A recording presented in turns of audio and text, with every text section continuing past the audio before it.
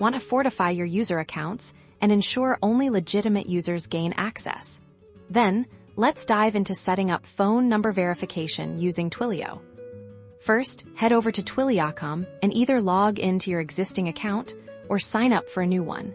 You'll likely need to upgrade to a paid account to send SMS messages outside of Twilio's trial phone numbers, so go ahead and take care of that now if you haven't already. Once you're logged in, navigate to the Twilio console. From here, you'll want to grab your account SID and Auth token. These are essential for authenticating your requests to the Twilio API. Next, you'll need a Twilio phone number. If you don't already have one, you can purchase one directly through the Twilio console. Make sure it has SMS capabilities enabled if you plan on using SMS verification. Now, let's get to the code using your preferred programming language.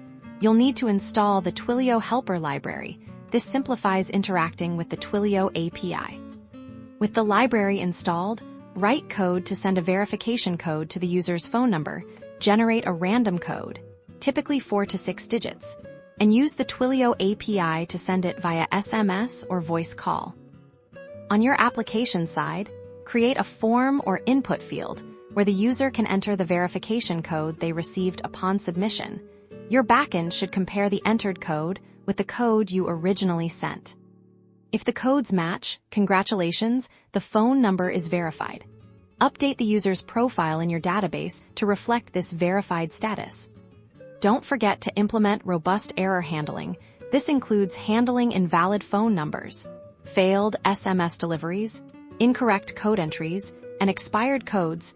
This enhances the user experience and security of your application.